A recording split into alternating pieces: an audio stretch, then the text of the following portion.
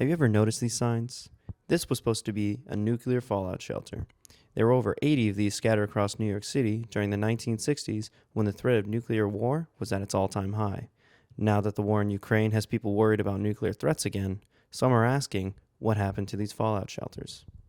Funding ended in the 1970s, and the majority of these bunkers were never built. The very few that did were converted or forgotten.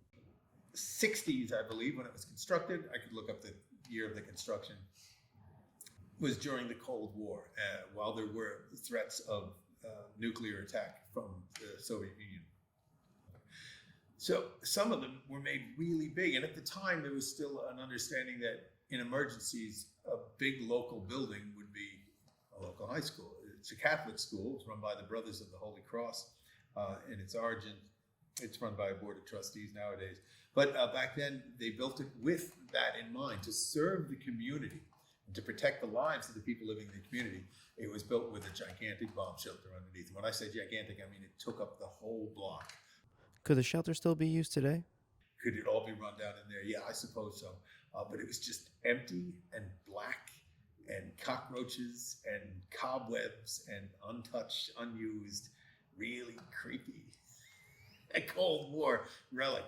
So if the shelters don't exist, what do we do if there's a real nuclear threat? This is what New York City Government Emergency Management sent out earlier this year in July. So there's been a nuclear attack. Don't ask me how or why, just know that the big one has hit, okay? So what do? There are 3 important steps that I want you to remember. Step 1, get inside fast. Step 2, stay inside. Step 3, stay tuned. Follow media for more information. Don't forget to sign up for Notify NYC for official alerts and updates. And don't go outside until officials say it's safe. Now here's an educational PSA cartoon made in the 1950s about what to do in case of a nuclear attack. Timmy never got hurt. He knew just what to do. He ducked and covered. Be sure and remember what Bert the Turtle just did, friends, because every one of us must remember to do the same thing. That's what this film is all about. Duck and cover. So we asked people on the street, what would you do if a nuclear bomb was falling on New York City? Like, you could probably get, like, on a train and peace out, right? Like, if you take, like, the Express Q to Flatbush, and if it's, like, a smaller nuke that's, like, really only going to do Manhattan, I mean, you get to Flatbush in, like, 10 minutes. Like, if I had to take shelter, probably in the subway, like they do in, like, Russia, like in Moscow. I think that's, like, kind of how they built the whole metro system, kind of off the backs of that. If I have 30 minutes, I'm probably not going to take shelter at that point. Like, I don't know of any, so I'm probably just going to ride it out with the boys. So with the train seeming like the most obvious choice to run, is it the safest place to be?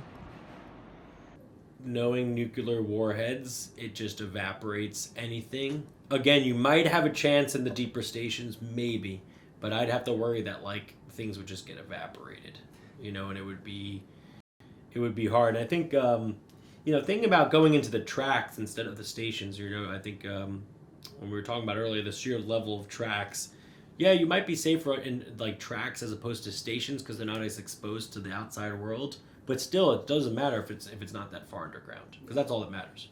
I lived above the L train in Williamsburg when I was a student here, and from my window I could hear the announcements of every train that came by. That's how shallow it is. So I don't think a nuclear blast, if I can hear the subway announcements, I don't think a nuclear blast is going to protect, like, I don't think that's going to be protected down there. But again, I think the newer stations that are more resilient, deeper underground, they might have a better shot. Should we build functioning fallout shelters in NYC? I would like a shelter, yeah, at least something. At a certain point, if we're getting to the point where we're kind of nuking major capitals like that, I think it's wraps. I think we should just don't spend money on that. It's over. But yeah, I would love for there to be public shelters. While the war in Ukraine rages and the threat of nuclear arms being used by Russia continues, as of now, the New York City government has not released any plans to build fallout shelters. However, Mayor Adams commended the nuclear attack PSA and stated while there is no imminent threat, we are better safe than sorry. For Cooper Squared NYC, I'm Trevor Johnson.